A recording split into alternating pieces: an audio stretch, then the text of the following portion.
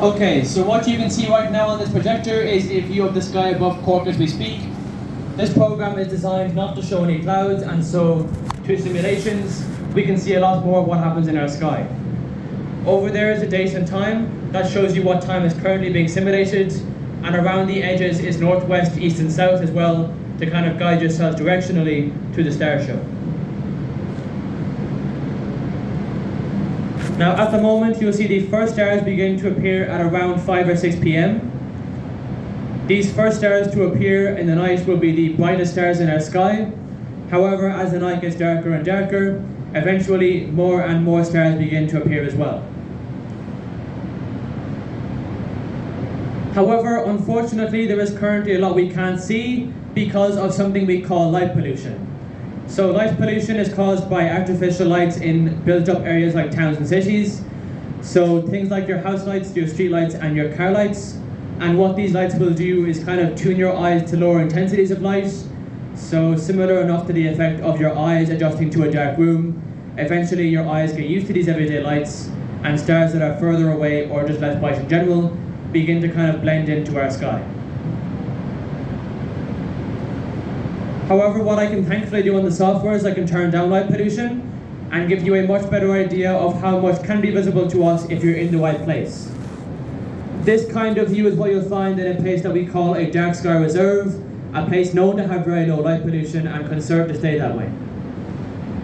The most kind of striking feature that you will see in a place like this is this streak of cloudy light across the sky right here. Now, like I said, this program does not show any clouds, and so this right here across the sky is one of the arms of the Milky Way galaxy. I'll turn light pollution back up for now so the more important stars are a bit clearer, but it can give you an idea of how much can be visible to us if you're in the right place. One of the most important stars in our sky up here is called Polaris. It is the brightest star in the constellation of Ursa Minor and is very commonly referred to as the North Star or the Pole Star. The reason for this is because of the fact that if I accelerate time a small bit, you see, due to the Earth's rotation, that most of the stars in our sky move across the sky. However, Polaris itself never seems to move and always seems to point in the exact same position, always pointing north. The reason for this is because of the fact that, as this grid kind of shows, is that Polaris, from our point of view, is directly above the North Pole. That's what that little kind of converging of lines is.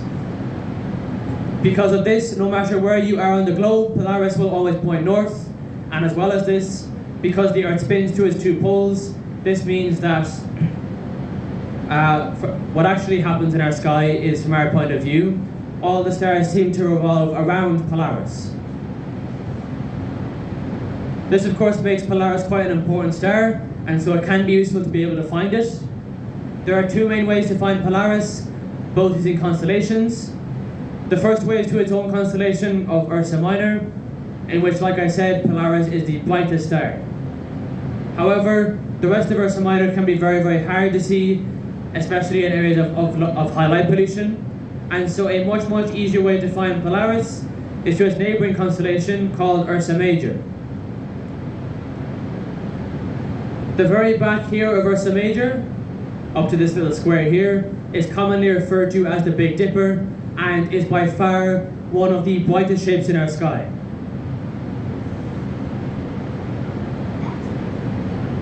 Using these two stars at the very end of the Big Dipper, right here, you can follow those two stars in their direction and once again come back here to Polaris. Thankfully, the Big Dipper is visible even in areas of high light pollution, and so it still can be used to find Polaris even in these kind of places.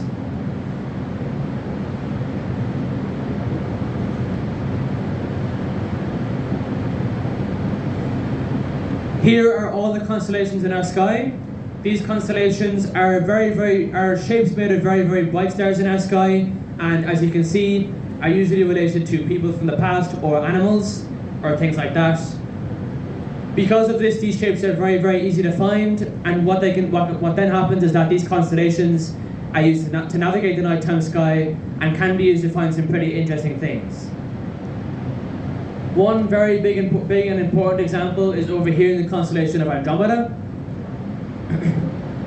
To find Andromeda, you want to look for this kind of W shape of stars right here in the sky, and then just below that you will come to a T shape. That will be Andromeda. Sorry. There we go. Now, most of what we see in a nighttime sky, even in areas of low light pollution like this, is only a tiny, tiny fraction of even the Milky Way galaxy. However, there are a few objects in our sky much further away than most that only under the right conditions can be visible to the naked eye. The furthest away such object is right here in the constellation of Andromeda, squared right there, and if I zoom into it, you will find another galaxy quite similar to our own. This galaxy is called the Andromeda Galaxy, after the constellation it's a part of, and it is 2.54 million light years away. What this means is that even if you were to travel at the fastest possible speed in our universe, the speed of light, it would still take you over 2.5 million years to get to this galaxy from here. However, despite this insane distance, because Andromeda and the Milky Way are galaxies, they both have very, very strong gravitational pulls. Because of this, despite the expansion of the universe, and despite the fact they're so far away from each other, Andromeda and the Milky Way are actually very, very slowly but surely being pulled towards each other on a collision course. This means in a few billion years, eventually Andromeda and the Milky Way will collide to form one much larger galaxy. Now, you might have been able to guess from the fact that this galaxy is moving towards us that this is the closest large galaxy to us in our universe. And as well as this, because of that, this was also the first ever galaxy we discovered other than our own. And so Andromeda was the first evidence for humanity that our galaxy is not the only one in our universe. And of course now, we know there are trillions upon trillions in just our observable universe.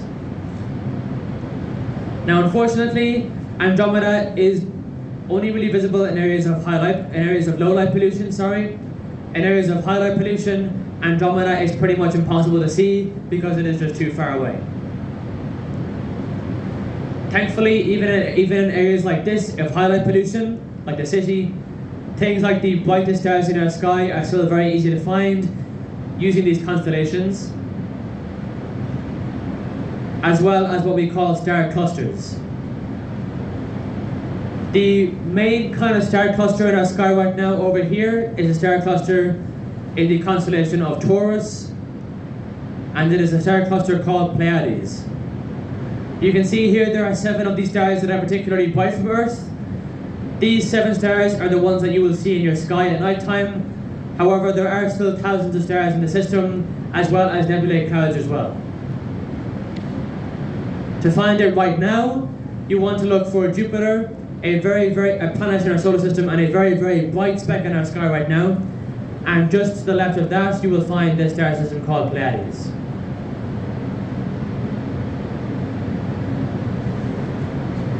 However, then if you want to find some of the brightest stars in our sky in the Pacific, you want to go to the constellation right here called Orion. This constellation is best known for Orion's belt. These 3 kind of evenly spaced stars across this belt in the artwork right here. And like I said, using Orion, you can find some very, very bright stars in our sky.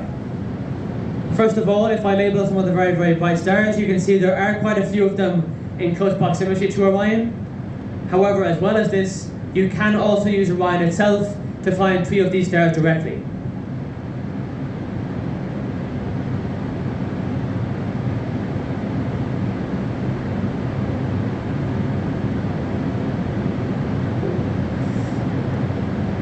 The first example we can look at is down here called Rigel. Rigel is the brightest star in Orion, as well as the 7th brightest in our sky in general, and it is what we call a blue supergiant. This means Rigel is a very, very hot and also very large star, even in comparison to others.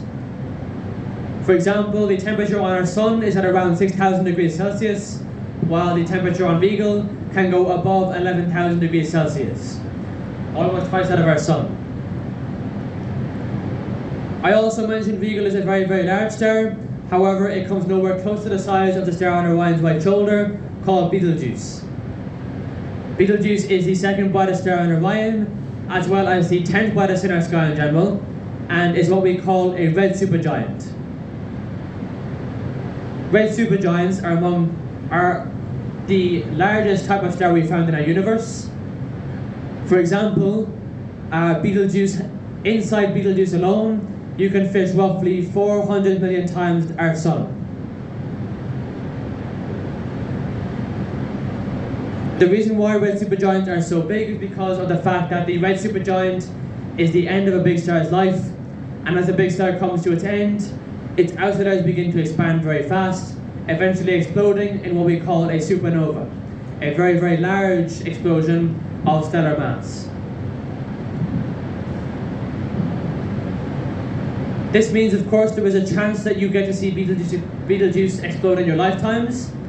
If you are lucky enough to see this, it will be visible in both Earth's daytime and nighttime sky, and will also be even brighter than a full moon. Finally then, if we come back to Orion's belt and follow it down this way in its direction, we can come down here to a star called Sirius. Sirius is part of a constellation called Canis Major, and this is the brightest star in our sky. It is also what we call a binary star system, meaning Sirius actually comprises of two different stars, called Sirius A and Sirius B, but because they are so far away, they only show up as one speck of light in our sky.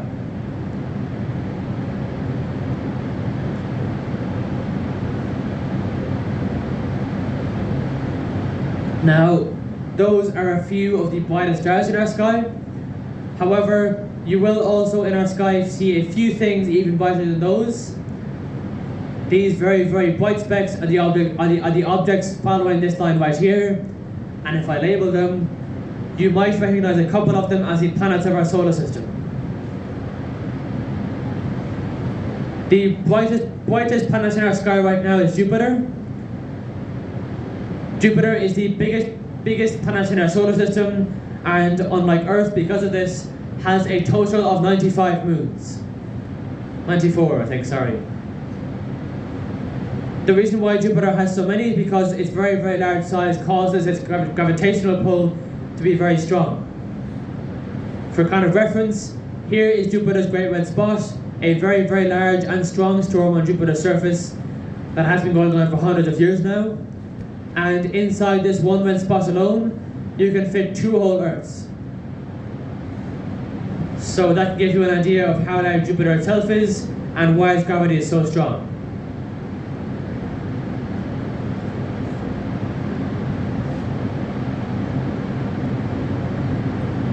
However, even with a very, very impressive total of 94 moons, there is still a different planet in our solar system with even more moons than that. This planet is Saturn, with a total of 145 moons.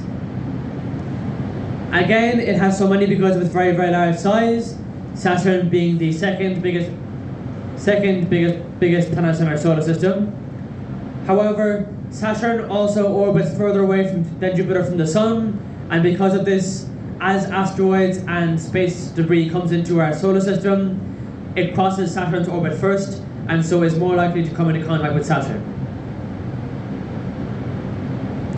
We also have in our nighttime sky right now Neptune and Uranus.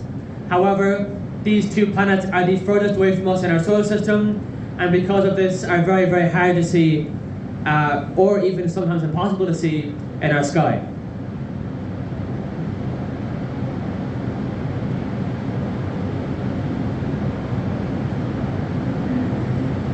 The clutter of this.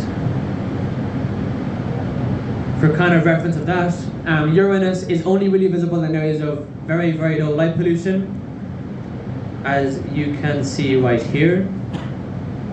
There he is. However, Neptune, I know it kind of shows it here on the projector, but in reality, as far as I know, Neptune is the only planet in our solar system that you cannot see without telescopes, even in these kind of places.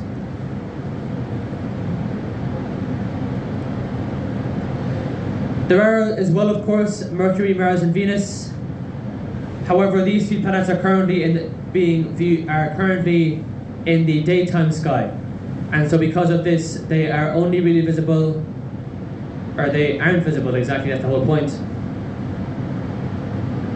because they're being blocked away by our atmosphere, as you can see here. However, I can turn that off in the software so we can see them here. Mars is usually visible for roughly half the year and was visible at the very kind of first half of this year. However, because Venus and Mercury orbit inside of us, they are very, very rarely in a nighttime sky, and so it's kind of rare that you'll see these two in our sky at all. However, Venus is very easy to find when it is, because in our nighttime sky, Venus is the second brightest object in general, behind only the Moon.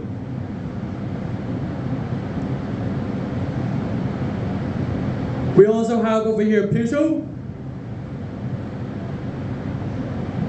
Until around 2006, Pluto was considered a planet in our solar system. However, around 2005, 2006, there were a few objects discovered in the asteroid belts. The asteroid belts are kind of rings of asteroids that go between planets and outside them. And these objects were very, very similar to Pluto in nature. And so because they couldn't really be called planets because of the asteroid belts, Pluto eventually, out of fairness, had to be demoted to what we call a dwarf planet. It still has moments when we do though, a total of 3. So it has that going for it, I guess. Now, this is not to say there are definitely only 8 planets in our solar system. Like I said before, Neptune cannot be viewed without telescopes because it is so dark, and so Neptune had to actually be discovered using mathematics. This means there is actually also possibilities of even more very, very dark planets out there beyond the asteroid belts, and these would be so dark, in fact, that even telescopes wouldn't be able to see them.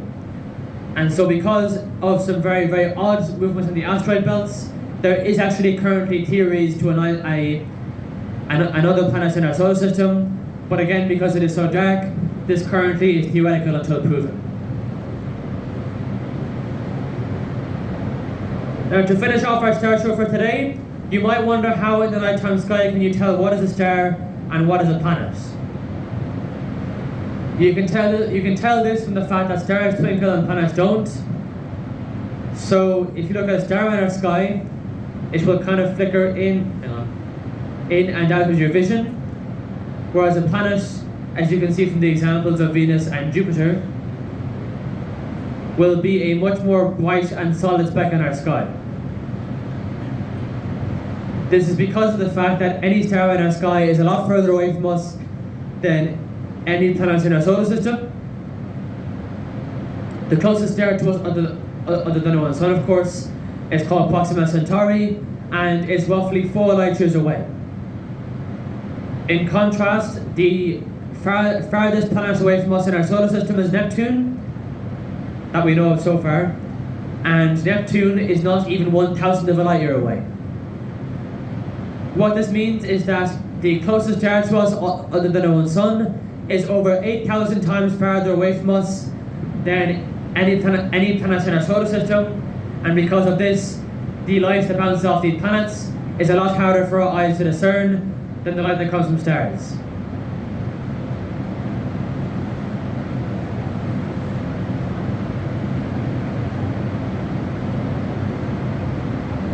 That pretty much finishes